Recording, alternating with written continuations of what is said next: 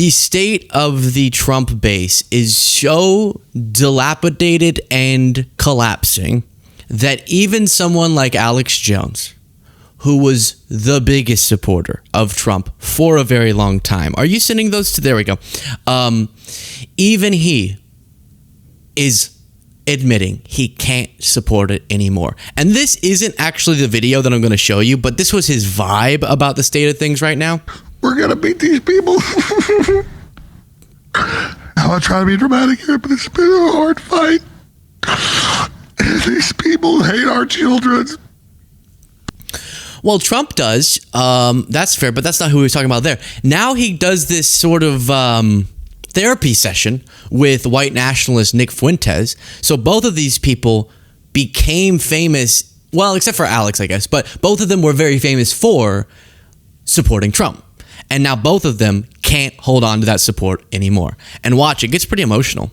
And I'm watching it sink by its own doing. And so this is horrifying. And so, but I can't sign on to covering up Epstein. I can't sign on to World War III. And so that's why I tried to promote the optimism, because I fucking need this, man. Aww. Like, I want to fix the country. I want to turn it around. So it's not that I was delusional. I still hope we can turn it around, but I just... Sorry, go ahead. You get what I'm saying?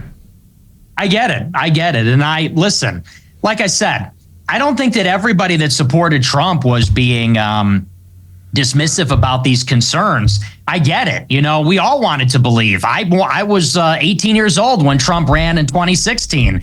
And I remember getting in fights with people. This is my whole life too. At 18 years old, I wore the MAGA hat at Boston University, one of the most liberal campuses in the country, and became a pariah on my college campus. It's sad to see something you fought and bled for die. Yeah, and that's my whole adult life. I know that's a huge. So when was this bleeding, Alex? When were you bleeding for Trump's campaign? That's kind of concerning. I was so nervous before Election Day, I was pooping blood. Do you know what it's like? Do you know what it's like to want someone to get elected so bad you're peeing blood? You're peeing and you're pooping blood. I'm a man. I don't have periods, but blood was coming out of me. Do you know what's that like? I love when they act like that. Someone that I fought and bled for. You talked on a talk show. Okay, let's calm down for a second there, big boy. All right, let's take it down a notch. Just the quickest pause for the video amid all of this chaos. If you do appreciate these updates, please click the subscribe button, click the like button. Both of those are completely free, but subscribe is the most important to support what we do. Back to the video. Huge part of your life also, and now we're witnessing it's totally unraveling. It's an utter and complete betrayal. It's heartbreaking in many ways. And when I try to salvage it with people, I get attacked as a liberal, which is when these people doing that can't even find Iran on a fucking map. Well, you can't blame them for that, because Iran is not a place. Iran is. Iran is you saying in the past tense that you run. That you went running. Okay, sorry. I'm going to keep it. I'm going to keep bringing that up. It's not Iran. Yeah, well, what's called for is for us to be sober-minded about the entire thing, because there's a lot of Trump haters. I've been a realist the whole time, but was hoping, and now I'm just not even hoping. I'm just going to be a realist. Yeah, I mean, and really, it's okay to have hope. I mean, we hope for a better future, but we got to be brutally honest about what this administration has become. Yeah, and so, I mean, is that crazy? You got Alex Jones, who thought Trump was the warrior to dismantle the globalist deep state. And then you have Nick Fuentes, who kind of his spiral into white nationalism, Nazism, which now he apparently got into the club of Nazism and realized everyone sucks. And so now he's like, that's not me anymore. Wait, this is actually him. Did you guys think that I actually liked Hitler because I said he was awesome? I was being ironic, but a lot of you around me seem like you actually do like him. That's weird. Now Stalin. But even he who's kind of collapse into his ideology started with him putting on a MAGA hat. And then he felt persecuted for it. And then he said, well, if you don't like me being this radical, I'll be even more radical. And then if you don't like me being that radical, and then if no girls will sleep on me, sleep with me. If no girls will sleep on me, then I'll go even more radical. And those two are going, we're on a sinking ship. And it's very, very sad. So that's pretty notable. I'm going to show you in a second here another clip of them continuing this therapeutic, emotional session about the collapse of their movement. But first, Nick Fuentes is one of these people like Clavicular who is now arguing they will have to support, despite their extreme right-wing ideas, Newsom over JD Vance, if that's the pair, because Newsom mogs, quote unquote, mogs JD Vance. So because, to simplify it, because Newsom is hotter than JD Vance, you have a bunch of people who formerly were like deep state conspiracy theorists, QAnon adjacent, white nationalists, now going, I guess we have to support Newsom because he's hotter, leading to videos like this. Did you see the clavicular clip of you? I'm saying that you mobbed JD Vance.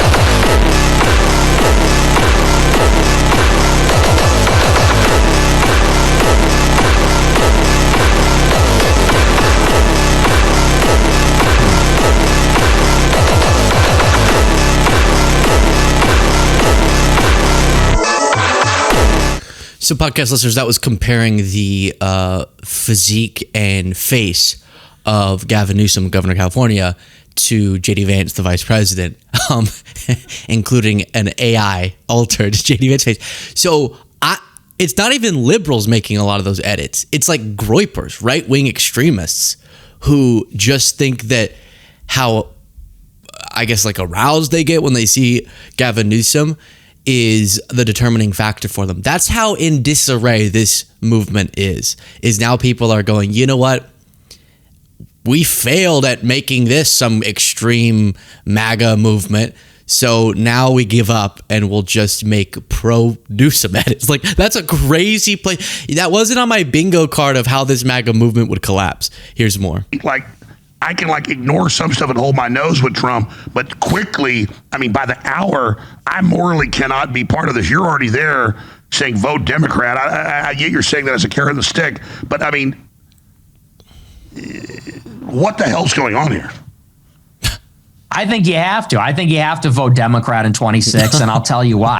What? What world are we in? This is crazy. You got to vote Democrat, Fuentes says. Here's one of the realizations I think they're having. Regardless of the racism from someone like Nick Fuentes or how he feels like his advocacy is supposed to be for white Americans exclusively, you still have some of them going, all right, they still believe that in a sense, but then they compare, when Republicans are in power, as we're seeing under Trump, they seem to just work really hard to funnel wealth to the richest people. And say what you will about Democrats liking diversity or doing DEI, like whatever the talking point is, the track record of doing things that benefit working class Americans of all racial groups is way better. Not where I want it to be, but way better.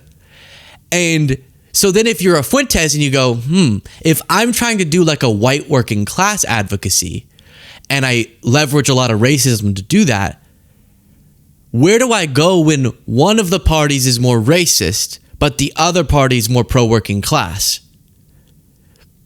Do you pick the racism, which is really just some red meat they throw at you? Or do you pick substantive policy that uplifts all working class Americans across racial lines? And some of them are starting to go, maybe we prioritize the stuff that actually affects our life as opposed to just racist dog whistling. Interesting. I mean, we're being told always that the Republicans are the lesser of two evils, that, they're going to be marginally better than the Democrats. Look at all of the broken promises. Epstein files, that's huge. It's huge. And let's be honest, they tried to cover it up. It's not like they fumbled that. It's not like they made a mistake. They engaged in an active cover-up, and they failed only because of a revolt within their own party. And now Marjorie Greene is an outcast. She was like the MAGA congresswoman. She was like the one in Congress who came after Trump won the election. She's an outcast because she led the coup to get the Epstein files released. That's a big one. Then you got the deportations. They haven't started on the border wall. And even though they secured the border, look, they secured the border in 2020. What good did that do when Joe Biden came into power? Nothing, because then he just overturned all the executive orders and they came pouring in. That's why you need the wall. They haven't started it. 230,000 deportations. It isn't happening. And now we're in a regime change war with Iran. You've been around. I've been around not as long as you, but for some time. Regime change in Iran is like synonymous with the neocons' ultimate master plan. That is like the number one thing on Israel's wish list. In the crown. It was the whole Middle East strategy and the Rebuilding America's Defenses PNAC plan 2020 or 2000 was this. He is so disoriented. He is so... And then after he's trying to think of a question, he's like, this is all just going to hell. And then he's like, what the hell's going on? That's what he can think to ask me. What the hell's going on? And then he just puts his hand in his face. His face in his hand. Afterwards, very disoriented. And you might be thinking, Luke, you seem a little giddy. That's a little rude of you. Yeah. People like Alex have characterized liberals in like the most heinous way possible. I'm walking around here like, hey, we should get healthcare to more people. Hey, maybe instead of demonizing 1% marginalized groups, we should focus on the 1% wealthiest Americans and how we could properly harness that wealth for beneficial social programs that prevent people's bottom standard of living from being bad, give them a chance at a decent life, provides economic opportunities for them. Hey, what if we, for the first time in a really long time, increase the minimum wage federally? Okay, hey, and then they're like, you're a groomer, you want to let Bill Gates force you to all eat bugs. And so, no, yeah, I am kind of happy. I am kind of happy that they're realizing that their movement was a fraud. It was a fraud. It was a lie. It was based on a lie. You elected the guy whose whole record in his life is serving himself, and you really thought he was going to be your warrior? No, I can't. At some point, if I'm going to treat you like an adult, I had to treat you like an adult. I can't apologize for the fact that you couldn't see through the fraud that was Trumpism. Now, in some ways, they're upset because he's not doing enough of the bad things. Like you heard, Fuentes would want him to be even more aggressive in the violation of rights for the sake of grabbing up immigrants. But in other ways, like on the Epstein files, they're being disillusioned for the same reasons that we saw coming. And that is very notable.